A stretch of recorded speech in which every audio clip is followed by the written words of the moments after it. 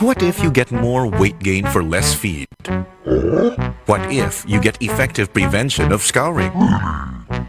What if you get continued immune system protection without antibiotics?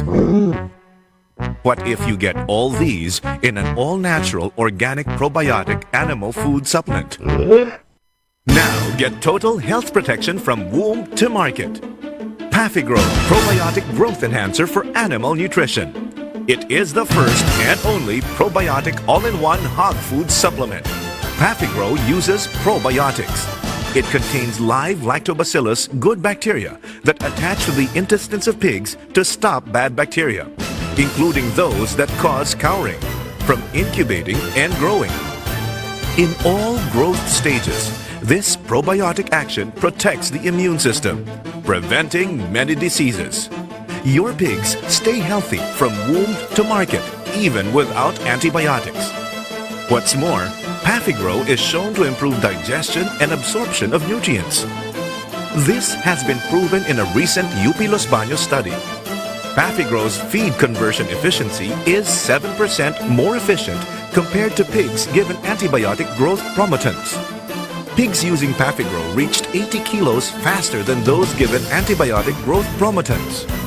This means savings for the farm because it now takes less feed to reach a desired weight.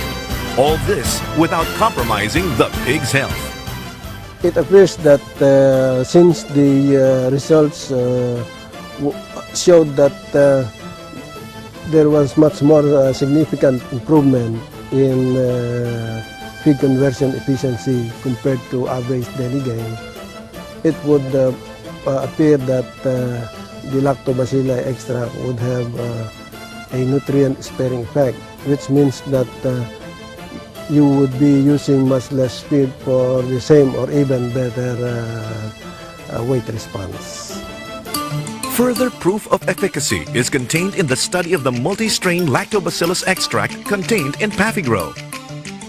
The multi-strain lactobacillus extract is proven to have moderate to broad bacterial inhibitory action against common pathogens, including E. coli, Salmonella, and Haemophilus influenza. Pafigrow also show other benefits. Hogs are leaner and not obese. Mortality rate is lower, and Pafigrow is shown to boost fertility. Pafigrow is all natural. It contains multi-strain live lactobacillus, all organically grown. No preservatives or chemical additives are used. Its effectiveness means it can replace antibiotic growth promotants.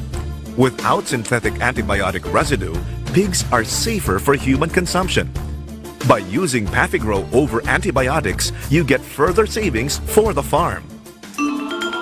Pafigrow is simple to use. Simply mix 10 milliliters of Pafigrow with every morning meal or add up to 30 milliliters per liter to drinking water to maximize effectiveness. Pafigrow is the product of a major scientific breakthrough. The founding chairman of Lacto Organica, engineer Greg Sanchez, was awarded the Ernst & Young Innovation Entrepreneur Award for developing the multi-strain lactobacillus supplement. Experience the benefits of this scientific breakthrough. Use Pafigrow, the first and only probiotic animal food supplement, and give your pigs all-natural, multifunctional total health protection from womb to market.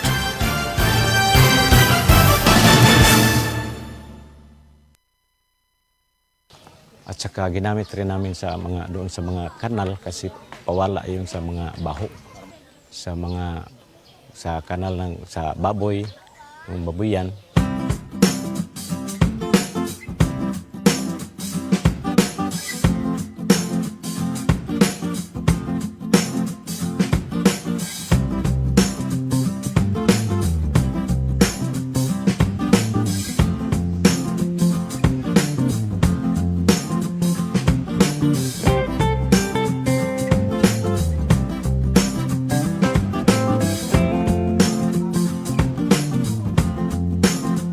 Noon nagbubuntis ang baboy ko, hindi ko ang isa ginagamitan ko lactobit, ang isa wala. Yung isa sir na ginagamitan ko lactobit, binigay niya ang anak 16. Ang isa 8 lang, walang lactobit yun. Kaya meron akong commercial page, pero linagyan ko kada kain ng baboy, lagyan ko ng Lactobit. I train dogs. Since 2010, I have been religiously using Lactovet, the product for their drinking. I can put it in their food. I just choose because you cannot give so much in a day. Immune system is better, so they don't get sick. After 3 days, you would see changes, like poop will not be that smelly, and then their pee will also not stay that strong, and then their body smell is not that strong.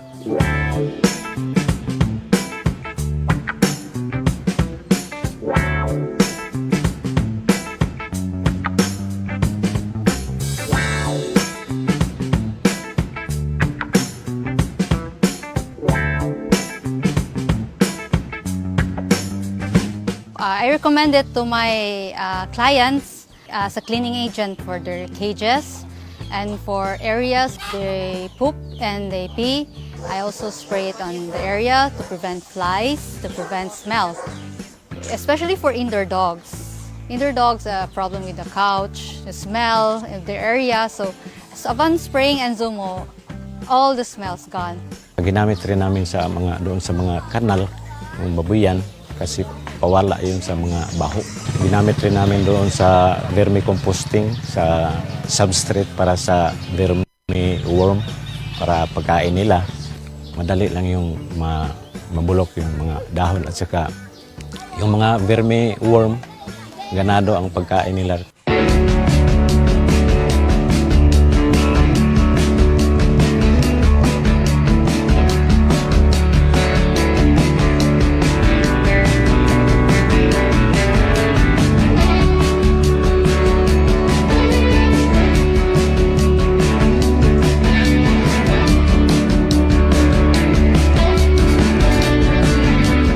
Tumaba yung lupa namin.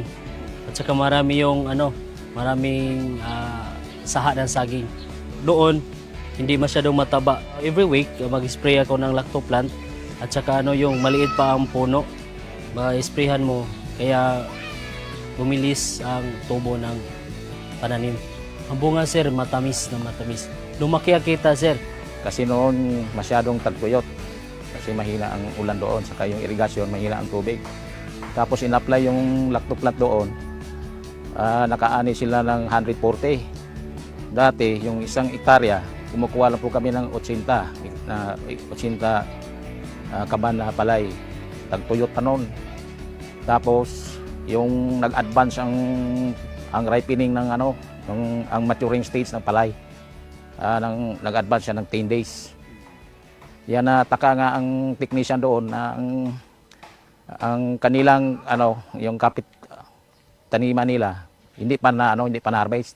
Yung in-applyan ng lactoplant nag-advance talaga ng 10 days ang pag-ani noon. Mga 40% talaga ang nag-improve sa kanilang kita. Kasi pag gumagamit ka talaga ng mga chemical na abono, talagang mas mataas.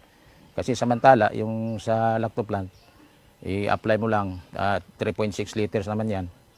Ang price lang noon, mas katamtaman lang kaysa mga produkto na gamit ang komersyal na fertilizer.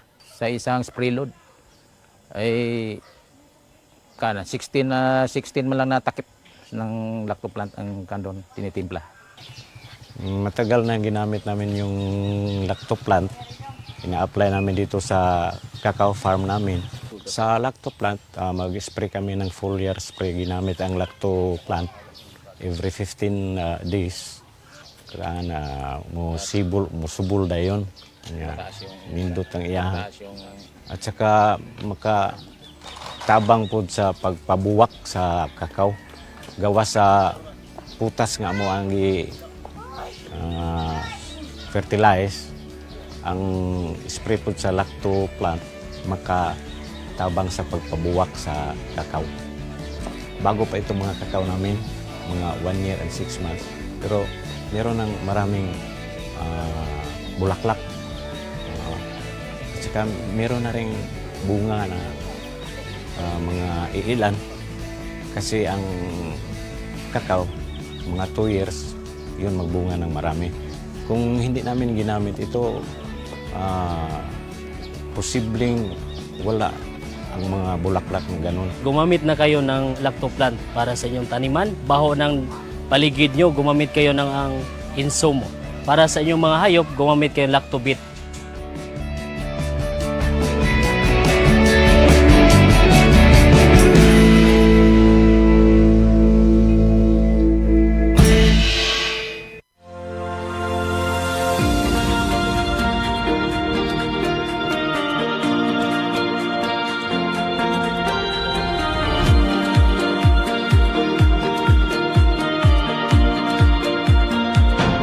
Sobrang epektibo lalo na sa mga pananim at trusted na maraming farmers sa buong bansa.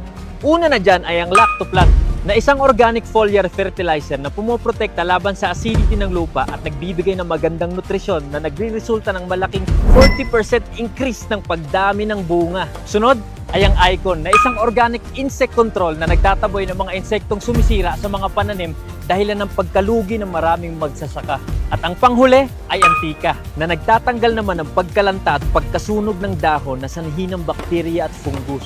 Lahat ng to ay non-toxic, 100% organic at higit sa lahat, safe sa kalusugan ng mga farmers. At ito pa ang good news, proud locally made nga din pala to dito mismo sa Pilipinas. Available ang Icon, Antika at Lactoplant sa iba't ibang lugar sa Luz Vimin. At available nga pala to sa online para mas convenient sa'yo. Nasa comment yung link kung saan ka makakakuha. Andito na lahat at para talaga to sa mga magsasaka sa buong Pilipinas! Alang sa imong mga manok panabo, ani ana ang imong gikinahanglan. Lactovet, 100% organic, 100% probiotic, zero antibiotic, parako, epektibo nga pangontra sa mga sakit-sakit. Garantisado nga ligon ug amtik ang imong mga manok panabo. Adunay amino acids, niacinamide, riboflavin, vitamin B6, thiamine ug minerales. Nasuwaya na, garantisado alang sa himsog ug kusgan nga manok panabo. Sa Lactovet, sure winner ka. Busa, mag-probiotic, mag-Lactovet. Free-ranging pa lang, gigamitan na naman eh. Mayo ang ilang tubo, ang ilang kondisyon mo to pag-abot dire sa fight na mayo ang ilang danaw reflexes, ang lihok silang lawas, dili sila lisod na kondisyon nun. Mapalit sa Tanang Pacifica Agrivet ug main office sa Lactopafi sa Dansan Jiangco, Ciudad sa Subo. We also ship to any part of the country. Sa Lactovet, sure winner ka!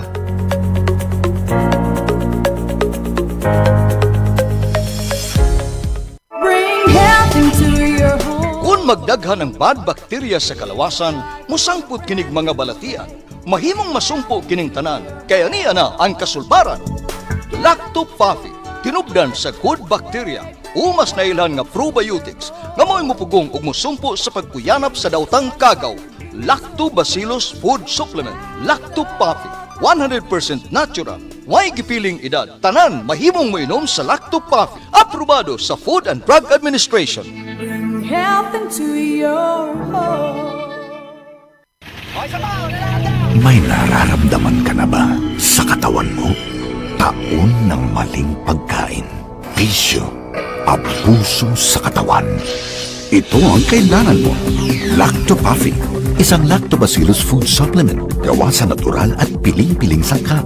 May vitamins at minerals at maraming buhay na good bacteria. Pampalakas ng resistensya. Mag-Lactopafi araw-araw. Natural ang galing. Bring health into your home. Nasinati ba ninyo ang grabing kaluya sa lawas hinungdan nga ikaw na sakit? Kana tungod sa bad bacteria nga naa sa imong lawas. Balansiho ng good ug bad bacteria sa lawas pinagi sa Lactobacillus probiotics. Usa ka good bacteria nga makatangtang sa dautang kagaw, hinungdan nga mabalik ang kahimsog sa lawas. Lactobacillus probiotics mao ang Lactopafi Food Supplement. Batasan na kanunay ang pag-inom sa Lactopafi, 100% natural, aprobado sa FDA. Bring health into your home. May nararamdaman ka na ba sa katawan mo? Taon ng maling pagkain, bisyo, abuso sa katawan. Ito ang kailangan mo. Lactopafi, Isang lactobacillus food supplement gawa sa natural at piling-piling sangkap. May vitamins at minerals at maraming buhay na good bacteria. Pampalakas ng resistensya. Mag-Lactopafi araw-araw. Natural ang galing. Bring health into your home. Ang Lactopafi adunay Lactobacillus probiotics. Umas na ilhan nga good bacteria mo neutralize sa mga bakterya sa lawas. Mutabang madaling mahilis ang kinaon ug maangko ng saktong nutrisyon. Taming sa lawas batok sa mga virus o bakterya. Abti kanunay ang imong hunahuna. Malipayon ug kalmado ka kanunay. Mag-Lactopafi matag adlaw. 100% natural, tinubdan sa kahimsog sa lawas. Aprobado sa FDA. Bring health into your home. May nararamdaman ka na ba sa katawan mo? Taon ng maling pagkain, bisyo, abuso sa katawan. Ito ang kailangan mo. Lactopafi. Isang lactobacillus food supplement gawa sa natural at piling-piling sangkap. May vitamins at minerals at maraming buhay na good bacteria. Pampalakas ng resistensya. Mag-Lactopafi araw-araw. Natural ang galing. Bring health into your home. Nasinati ba ninyo ang grabing kaluya sa lawas hinungdan nga ikaw na sakit? Kana tungod sa bad bacteria nga naa sa imong lawas. Balansiho ng good ug bad bacteria sa lawas pinagi sa Lactobacillus probiotics. Usa ka good bacteria nga makatangtang sa dawtang kagaw hinungdan nga mabalik ang kahimsog sa lawas. Lactobacillus probiotics mao ang Lactopafi food supplement. Batasan na kanunay ang pag-inom sa Lactopafi. 100% natural. Aprobado sa FDA. Bring health into your home. Lactoplant Growth Enhancer and Promotant is carefully formulated to enhance plant growth and improve the quality of flowers and fruits. It contains all natural and organic ingredients produced under the natural process of fermentation. Lactoplant contains the beneficial Lactobacilli strain. These bacteria strains are widely recognized to be beneficial to the host organism in many ways. Lactoplant is a nutrient-dense suspension of beneficial organisms. Studies, trials, and other testimonials have shown that Lactoplant can suppress plant pathogens in soils, contains nutrients essential for plant growth, and increases its resistance to pests and diseases. It also acts as soil and compost conditioner, and can be used as deodorizer and vegetable and fruit wash. Hi, I'm Vanessa Arsenal, Account Officer of Living Roots Philippines. At Living Roots, we partner with businesses to provide high-quality cremation and waste management solutions designed for efficient sustainability and long-term value. My role is to ensure a seamless experience for our clients from onboarding and product integration to turnover and sales support. We do things differently with a mission to merge tradition with innovation. We equip funeral homes, memorial parks, LGUs, cooperatives, and businesses with cutting-edge cremation and waste management machine. Our vision is to lead the industry toward a greener, more compassionate future where every farewell both meaningful and sustainable, guided by our commitment to innovation and quality. We help businesses enhance their services while contributing to more responsible memorialization process. Let's work together. Contact us today to explore how Living Root can support and grow your business.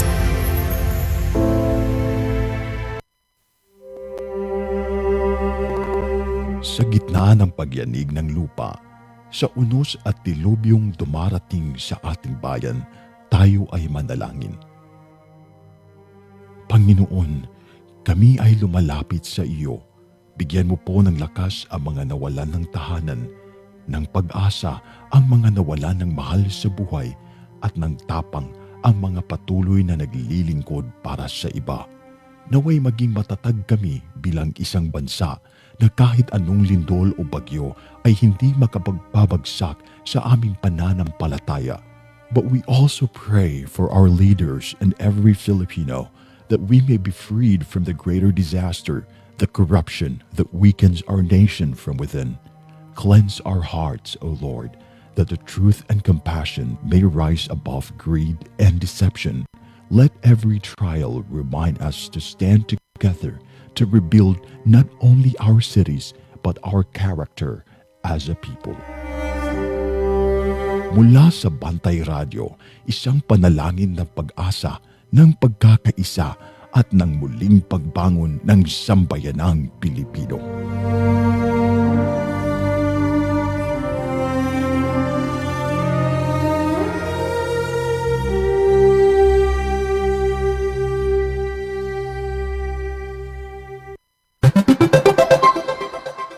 Oras sa Bantay Radio, alas 7:01. Sa bawat sulok ng ating bansa, may mga kwento ng tapang ng mga taong patuloy na lumalaban. Sa bawat sandali ng kahirapan, may tinig na nananatiling tapat at mga pusong tumutugon sa panawagan ng sambayanan. Ito ang Bantay Radio, nagbabantay sa sambayanang Pilipino.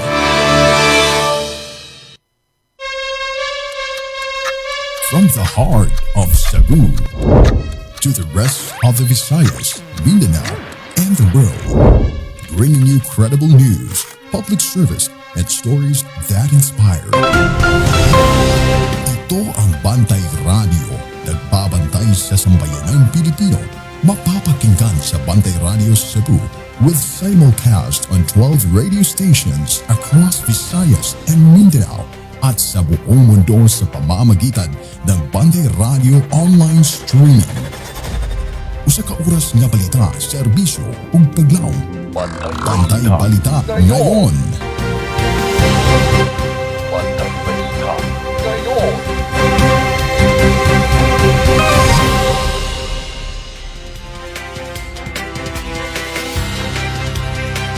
Mga higala, maayong buntag ug kumusta? Welcome sa lain na usab nga episode nining atong tulumanon Bantay Balita ngayon. Kumusta ang tanan? Ang hinaot kita nga ana kamo sa kapiskay ug kabaskog sa panglawas. Niining adlaw nga Biyernes, pitsa 24 bulan sa Abril tuig 2026. Ramsa lang gihapon ni mga higala, makiguban kaninyo hangtod kita sa alas 8 ang takna sa kabuntagon. Diin atong ihatod diha kaninyo ang labing uwahing mga balita dinhi sa ato sa kauluhan sa gawa sa nasod. Mga balita may labot sa sports, showbiz, ug ang labing uwahing kahimtang sa lakat sa panahon. Ang atong broadcast mabati tibuok kalibutan ug makita usab pinagi sa ato ang live broadcast sa ato ang Facebook page. I-follow, i-like Bantay Radio Cebu. Mabati sabta sa nagkalain-lain nga mga radio stations nga naka-hook up sa ato ang programa karon. Mabati ta pinaagi sa 107.1 Real Radio sa Dakbayan sa Toledo. Mabati ta pinaagi sa 100.7 Power Radio Bisdak. Mabati usab kita sa lungsod sa Sambuan, mga kasilinganan nga mga kalungsuran o probinsyas Negros.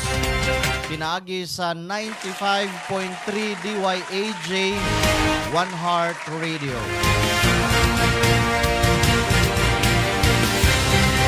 O karon sa uluhan sa ato ang mga balita.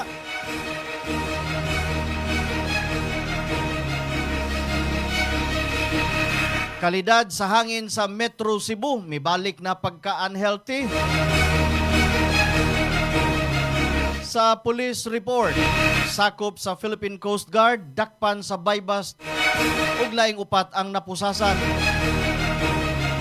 Sa ato ang provincial news, Governor Pamela Pambare 4 lakip sa nanawagan pag-amendar sa anti-drunk and drug driving law. Sa regional news, 14 sa mga 19 kanapatay sa Tubuso encounter na ilhana. Uluhan sa tong balita sa kauluhan. Presidente Bongbong Marcos kampante nga dili siya ang gipadungog-dungog ni Romualdez sa issues korupsyon. Bantay Balita ngayon. Headlines. Puluhan sa balita sa gawa sa nasod. Iran musalmot sa peace talks kung Estados Unidos mutapos sa blockade.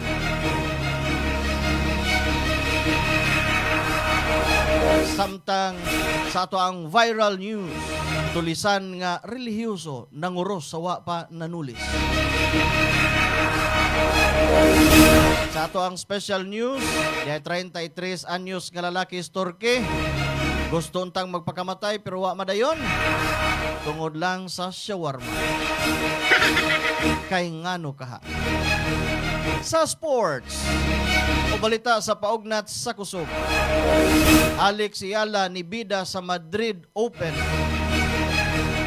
Sa lakat sa panahon pinakataas nga heat index, natala kagahapong adlaw. Mao kadto ang headlines.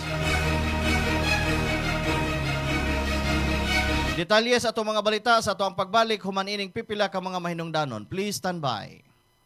Bring health into your home. Ang Lacto-Puffy adunay Lactobacillus probiotics. Umas na ilhan nga good bacteria mo neutralize sa mga bakterya sa lawas. Mutabang madaling mahilis ang kinaon ug maangko ng saktong nutrisyon. Taming sa lawas batok sa mga virus o bakterya. Abti kanunay ang imong hunahuna. Malipayon ug kalmado ka kanunay. Mag Lacto-Puffy matag adlaw. 100% natural, tinubdan sa kahimsog sa lawas. Aprobado sa FDA. Bring health into your home. Tulungan ang iyong katawan na makaiwas sa high cholesterol, high blood, diabetes, heart problems. Ugaling uminom ng Lacto-Puffy Health Supplement araw-araw. Ang probiotics drink na tutulong sa inyong katawan na makaiwas sa sakit 24/7. Bring health into your home. Uminom na ng Lacto-Puffy Health Drink. Mabibili na po sa inyong mga suking butika. Bring health into your home. Lacto-Puffy Health Alert. Likayi ang cancer. Ang lactobacilli adunay anti-cancer activity nga mohulong sa pagtubo sa mga cancer-promoting bacteria. Napamatud-an nga ang Lacto-Puffy Health Drink adunay live lactobacilli strains. Ang pag-inom og Lacto-Puffy Health Drink matag adlaw moprotektar kanimo sa mga cancer activity nga mahimong nagtubo sa kalawasan.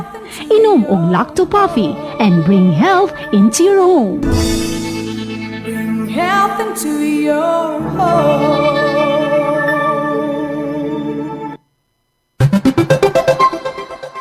Oras sa Bantay Radio, alas 7:08. Bantay Balita. O karon sa detalyes atong mga balita.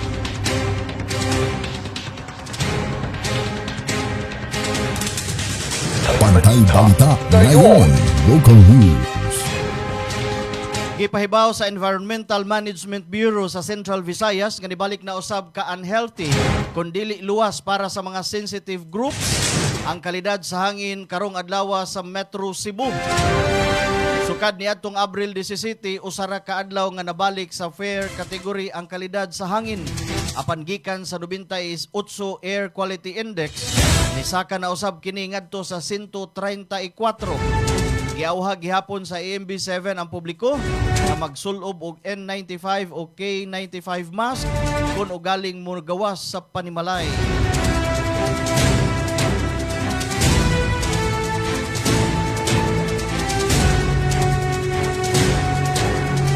Sa laing balita, napusasa ng usa ka sakop sa Philippine Coast Guard ug laing upat pa ang nadakpan lakip na kining usa ka BPO assistant manager atol sa gihimong drug bust sa usa ka drug den sa mga ahente sa Philippine Drug Enforcement Agency kon PDEA 7.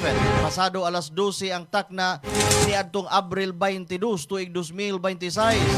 Ang pagpangronda didto nahitabo sa sitio Pungtod, Barangay Mambaling, Cebu City. Ang nadakpan nga sakop sa Philippine Coast Guard giila nga si Neil, 27 anyos ang pangidaron, kinsa mulupyo sa barangay o sa lungsod sa Barili, probinsya Sugbo. Samtang nadakpan usab kining usa ka Dan, hingkod ang edad og taga-barangay Mambaling ning syudad.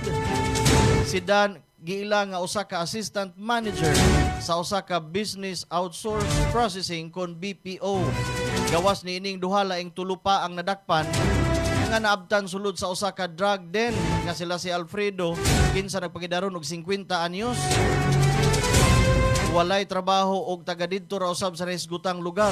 Samtang kining duha nga nadakpan Ang managsuong si Journey, 56 anyos, kinsa maoy nagpadagan sa drug den ug ang igsuon niini nga si Erwin, 50 anyos, nga maoy kaabag ni Juni.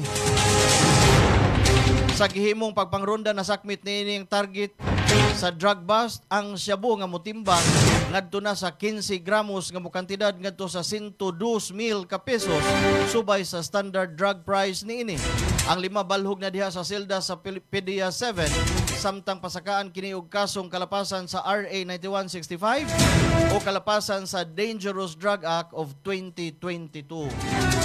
Mga tiguang naman maghihapon mo undang aning bisyo ha.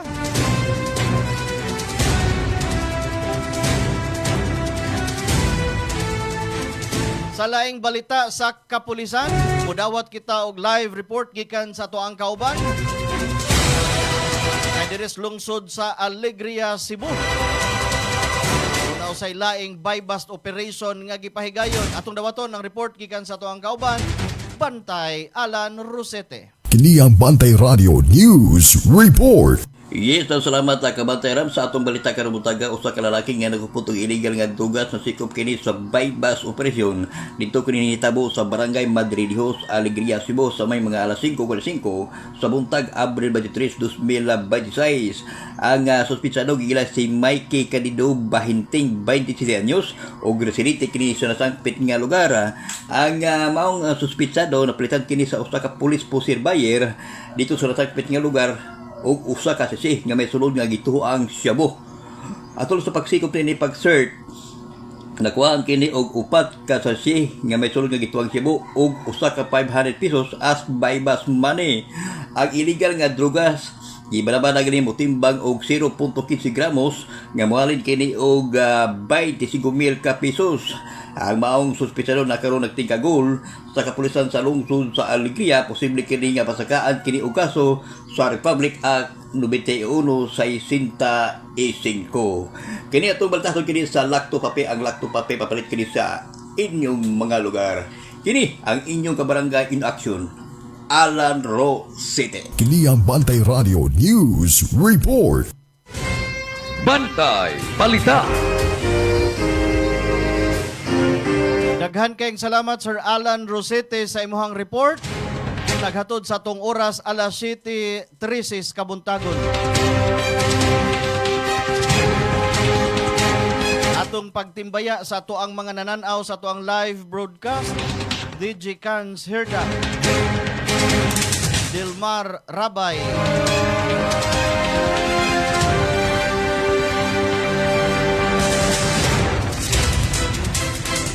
o karon sa to ang mga balita sa probinsya. Junta Provincial mipasidungog sa Sugbuanang engineer kakauban sa space expedition nga Artemis 2 ang ika-17 nga sangguniang panalawigan sa probinsya Sugbo formal nang mihatag og komendasyon ngadto ni Engineer Arianiki Hubay Lazaro sa iyahang kontribusyon sa makasaysayanong Artemis 2 mission sa Kawanangan. Giaprobahan kini atol sa regular session sa Junta Provincial niadtong Lunes, Abril 20 to 2026. Si Lazaro kinsa lumad nga taga-barangay Aliwanay lungsod sa Balamban, usa ka senior materials engineer ug sakop sa Orion Fracture Control Team. Ang iyahang kahanas gihulagway sa Junta Provincial nga nakatampo og dako sa malampusong Artemis 2 mission. Ang Artemis 2 mao'y labing una nga misyon sa National Aeronautics and Space Administration kon NASA. Upo sa Artemis program nga adunay mga crew.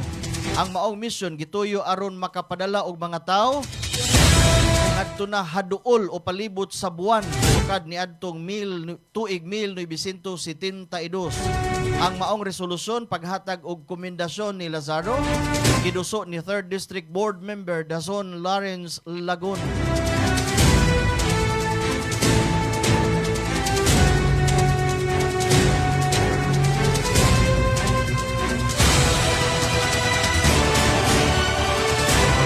Alas 7:15 mipahigayon og duha ka adlaw nga panagtigom ang Cebu Climate Action Summit kon CCAS.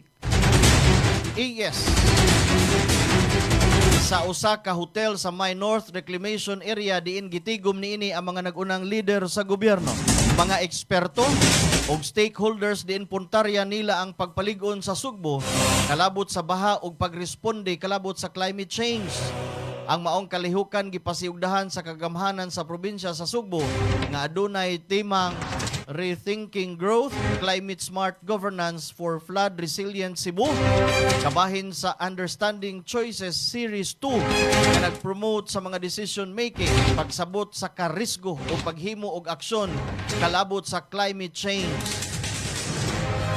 Si Governor Pamela Pam Baricuatro nga maoy nangu sa kalihukan nakadapit usab og ubang mga opisyales sa gobyerno sama nila ni Cebu City Mayor Nestor Archival, DENR Undersecretary Carlos Primo David, DPWH 7 OIC Director Simon Arias, Cebu Archbishop Albert Uy, Climate Change Commission Vice Chairperson ug Executive Director Robert Borhin.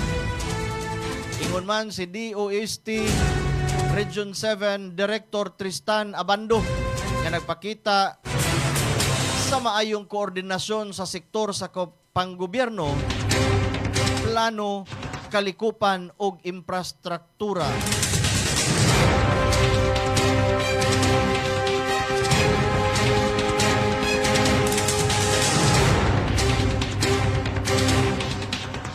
Sa laing balita, patay nang napalgan ang usa ka security guard sulod sa usa ka tindahan alas 5 sa kadlawon kaghapong adlaw didto sa may sitio Kapulay, Barangay Tayud, lungsod sa Liloan, Cebu.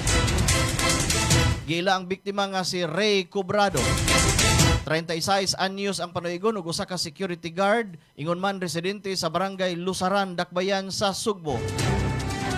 Sumala sa report, alas 6 sa buntag nakadawat og tawag ang kapulisan kabahin sa usa ka patay nga tawo nga nadiskubrihan sa maong lugar. Dihang miresponde ang mga investigador, ilang nasuta nga ang biktima naghigda na sa yuta ug wala nay timailhan sa kinabuhi. Miabot usab sa lugar ang mga personnel sa Municipal Disaster Risk Reduction and Management Office sa Liloan apan gikumpirmar na wala na response ang biktima. Padayon pa karon ang investigasyon sa kapulisan aron matino ang tinuod nga hinungdan sa kamatayon sa biktima.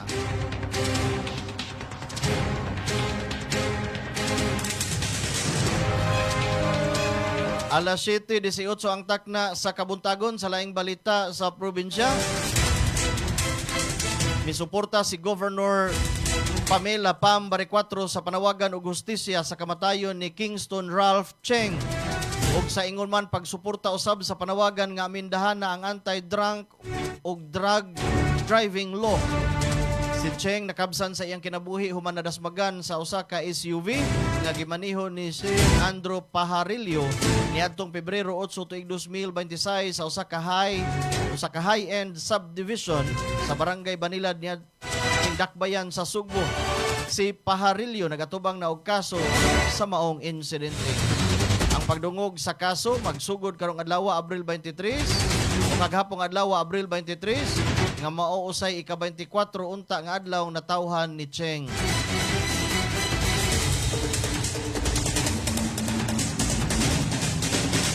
Atong sunod nga balita sa Dakbayan sa Toledo.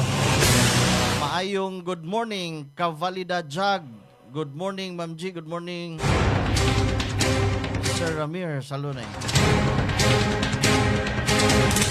Og mayong buntag mga kabantay.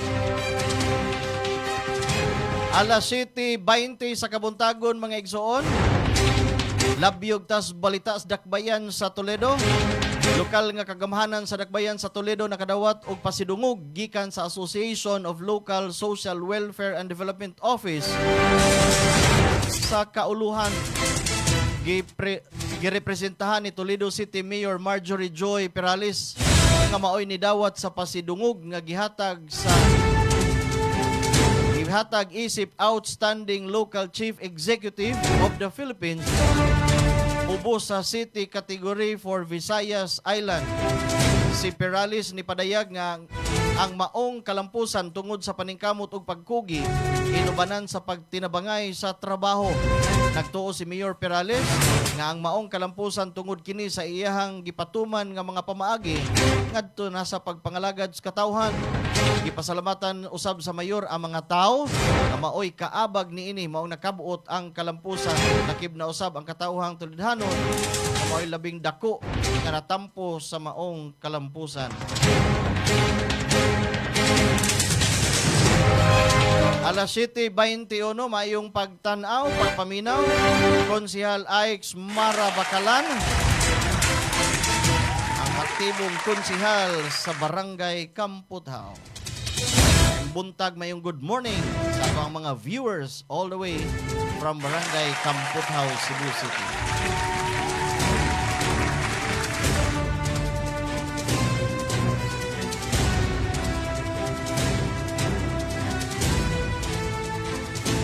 Sa laing balita, nalandig sa Tambalanan kining usa ka inahan ug barangay tanod sa Barangay Kalambua sa lungsod sa San Remigio, Cebu. Human kini po sila sa igagaw sa ihang bana nga ila raw sab silingan. Nahitabo ang pagpamusil pasado alas 5 ang takna sa hapon niadtong Abril 22 dito sa Purok 3 Chico sa nahisgutan nga barangay. Ang biktima gila nga si Virginia Pateris, 58 anyos ang pangidaron ug kasamtangan nga barangay tanod sa Barangay Kalambuas maong lungsod. Ang suspek na ilhan nga si Teodorico Pipito alias Bulanto, 66 anyos ang pangidaron, silingan ra usab sa biktima ug igagaw sa bana niini. Dali nga gidala sa Bugod District Hospital ang biktima apan tungod na sa naangkon ining samad. Giabisuhan nga kinahanglan dalhon sa syudad ang biktima. Matod ni Jonel, subay sa giingon sa iyang inahan nga nagtuo ang suspek nga siya maoy gihimong pulutan sa istorya nila nga naglaba maong nasuko kini og gipusil. Dugang pamahayag sa inahan ngadto na sa iyang anak nga lahi ang ilang giistoryahan og dili ang suspek. Matod pa dako ang kahibulong niini nganong gipusil ang iyang inahan og kalit. Ang biktima ana karon sa Tambalanan ug padayon pang giobserbahan sa mga doktor, samtang ang suspitsado padayon pang gipangita sa kapulisan tungod kay pabilin pa kining gawasnon hangtod karon.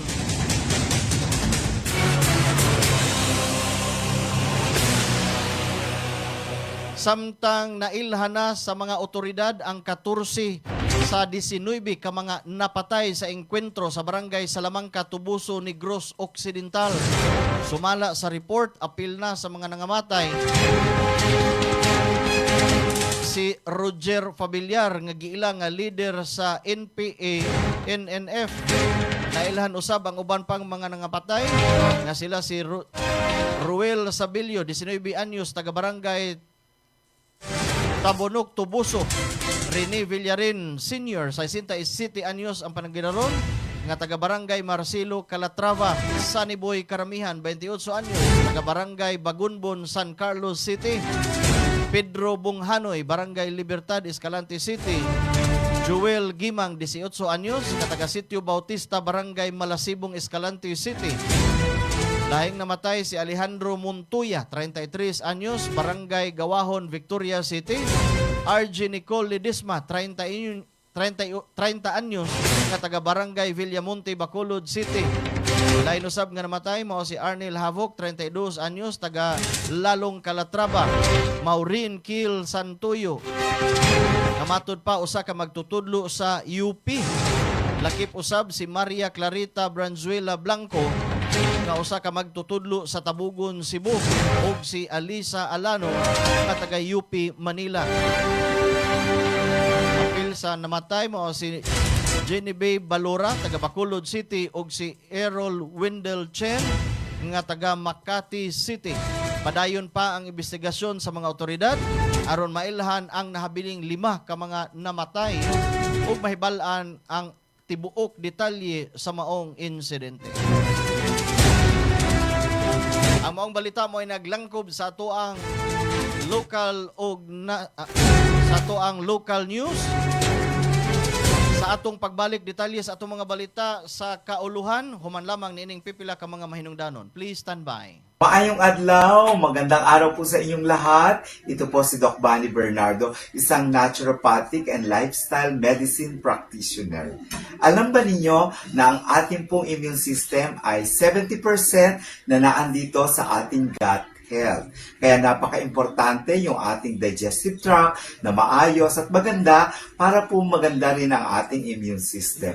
Subalit, ang ating problema ay napaapektuhan po ang mga microflora or yung ating microbiome dahilan na rin po sa exposure natin sa napakaraming environmental factor, mga stressors sa ating mga kinakain ng mga process at saka po exposure natin sa pang-araw-araw nating na mga sedentary lifestyle. Paano ba ang pwede natin gawin na ito po ay maibalik, masaayos at gumanda ang ating pong immune system, lalo na po yung ating pong gut health. At pwede po natin gawin, syempre number 1, kailangan po nating ayusin ang ating lifestyle. Kailangan tayo po ay maayos ang pagtulog. Meron po tayong ginagawang pagpapaaraw, kasabay ng pag-eehersisyo, pagpaaraw sa araw-araw na 30 to 1 hour, kasabay ng mga exercise, kasabay ng paggalaw-galaw natin. Maging yung po ating mga paghinga ay kailangan siya. And then of course, napakaganda rin para sa mental and emotional health ay napaka-importante na maganda yung ating pananaw sa buhay kasi ang sinasabi po, yung ating pong digestive tract is the second brain at yung ating brain ay second stomach. Kaya napaka-importante. At kasabay, napakaganda kasi meron po tayong available para po mabalanse, gumanda po ang ating digestion, yung ating metabolism, wala po tayong problema ng mga bloatedness, hindi po tayo hirap kapag dumi, pwede po nating ibalik ang ating pong gut health na makakatulong sa ating immune system. So, pwede maging balanse, maganda ang ating microflora ng ating gut or ating tiyan, digestive tract, sa pamagitan lamang po ng pag-inom ng Lactofapi, 30 ml 3 times a day bago po tayo kumain na maging parte ng pang-araw-araw natin na buhay. Kung hindi naman po, pwede nyo po siyang ihalo ang 30 ml sa araw-araw nating mga healthy drinks na pwede natin pong inumin sa araw-araw. Ugaliin natin tayo ay may Lactopapi para sa masigla, magandang ating gut health, maging ang immune system at ang ating pong overall health and wellness. Para po sa inyong improve immune system, improve gut, at overall health, the healthier you, Lactopapi every day. Muli, and once again, this is Doc Bani, ang inyong gut health expert.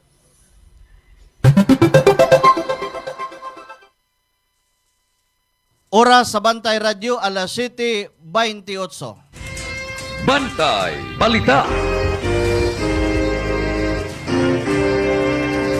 O karon sa tong mga detalyes, mga balita sa kauluhan. Bantay Balita ngayon, National News.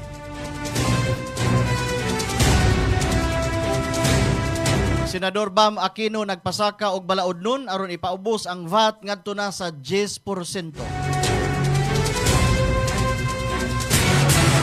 Si Senador Bam Aquino ni pasaka og usa ka balaod nun nga nagtinguha nga ipaubos ang value added tax kun VAT gikan sa 12% ngadto na sa 10% aron mapagaan ang nagkataas nga gasto sa mga panginabuhi sa mga mamumuo og middle income nga mga pamilya.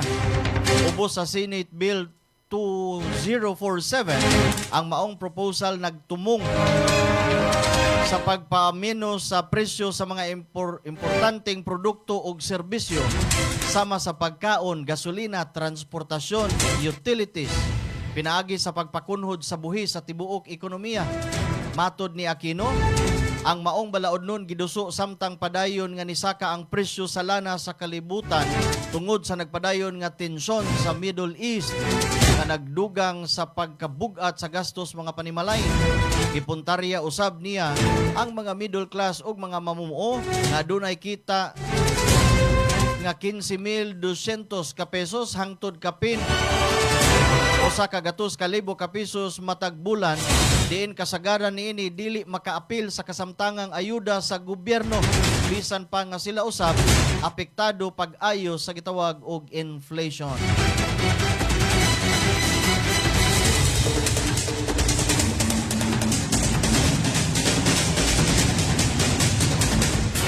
Alas 7:30 ang takna sa kabuntagon, maayong pagtanaw. Jovel Ann. Sa laing balita, ICC mikumpirmar sa mga kaso ni kanhi Presidente Digong Duterte. Ikumpirmar sa pre-trial chamber sa International Criminal Court kung ICC ang mga kaso batok kang kanhi Presidente Rodrigo Roa Duterte nga may labot sa gingong crime against humanity. Nakip sa mga gikumpirmang sumbong ang murder o attempted murder nga giingong konektado sa kontrobersyal nga anti-drug campaign sa miaging administrasyon. Sumala sa chamber, adunay igo nga basihanan aron ipadayon ang proseso sa kaso. Usa gimanduan nga ibalhin kini ngadto sa trial chamber diin formal na nga husayon ang maong kaso sa sunod nga mga hugna sa korte. Ang desisyon sa ICC giila nga dakong kalambuan sa international nga kaso batok sa kanhi pangu, samtang gipaabot pa ang opisyal nga reaksyon sa kampo ni Duterte ug sa uban pang ahensya sa gobyerno. Bantay Balita.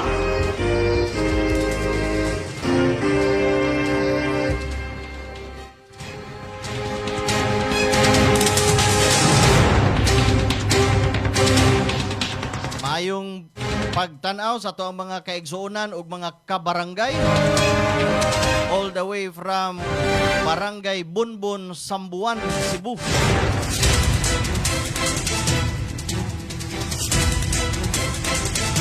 Alas 7:32 ato ang laing balita sa kauluhan. Vice President Sara Duterte midipinsa sa iyang kaugalingon. Si Vice Presidente Sara Duterte niingon nga matag sentimo sa iyang mga kabtangan gikan sa mga lehitimong tinubdan. Nagsalikway sa mga akusasyon nga siya kunon nakatigom ug wala masaysay nga bahandi atol sa usa ka impeachment hearing kagahapong adlaw.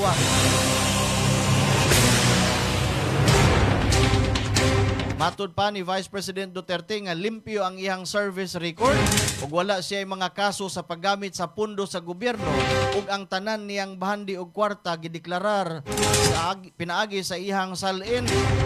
Dugang niya nga ang tanang sentimo gikan sa litimong tinubdan ug mga gidokumento. Atol sa pagdungog sa Justice Committee sa Ubos Balay Balaoranan, si kanhi Senador Antonio Trillanes niangkon nga si Duterte ug ang iyang pamilya nakadawat og 180 milyones ka pesos nga payout gikan sa usa ka giingong drug lord. Sa laing bahin, ang Anti-Money Laundering Council ni flag og mga 6.7 bilyones ka pesos sa kadudahan og covered nga mga transaksyon sa bangko nga naglambigit kang Duterte og sa ihang bana. Gikumpirmar usab niini ang labing minus 18 ka mga pinili nga mga transaksyon gikan sa affidavit ni Trillanes ang nagtakdo sa matud pa transaksyon sa investigasyon sa ahensya. Bantay Balita. Alas 7:34 maayong pagtanaw sa itong mga kaigsunan, maayong pagpaminaw gikan sa Dakbayan sa Toledo. Labi na ni Sir Ruel Ibrado sa mga sakop sa pamilya niini.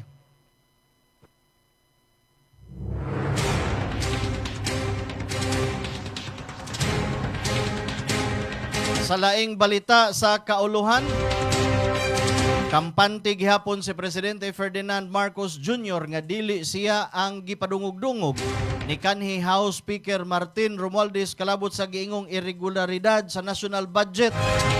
Base sa gipamahayag ni Romualdez nga naa sa Executive Department ang command responsibility tungod kay kini ang magpatuman og mga programang gipunduhan sa gobyerno.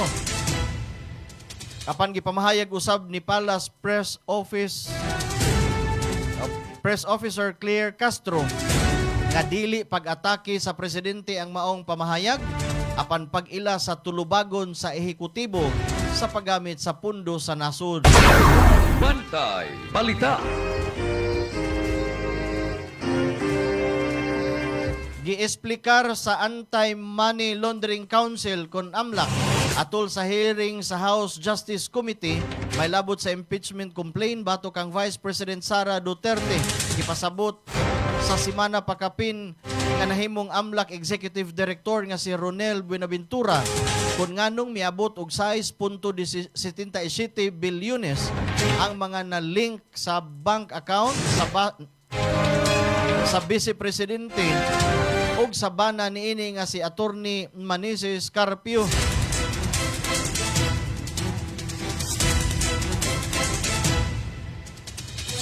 Alas 7:36 maayong pagtanaw. Vic Suico.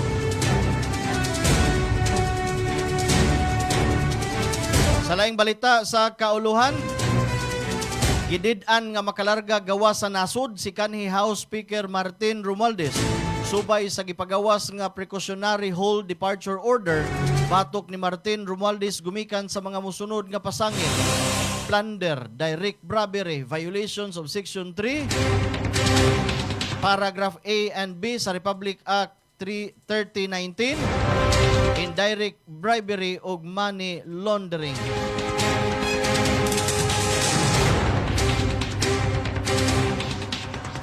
Samtang di ay maayong balita alang sa mga magtutudlo. Maayong good morning di ay sa tanang mga teachers ug tanang mga school personnel. Be proud you are a teacher. The future depends on you. Giduso ni Senador Joel Villanueva ang pag-aproba sa duha ka mga gisugyot nga balaod nun nga nagtumong nga ma-adjust ang allowance sa tanang faculty ug non-teaching personnel sa pampublikong mga tunghaan.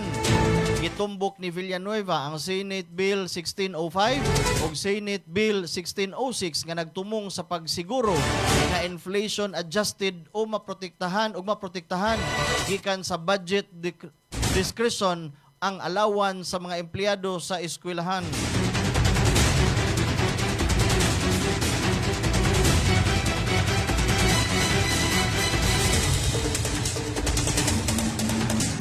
Alas 7:38. Bantay Balita. Wa na makapakugang sa depensa ni Vice President Sara Duterte ang giingong akusasyon nga nitumaw sa impeachment hearing sa korte.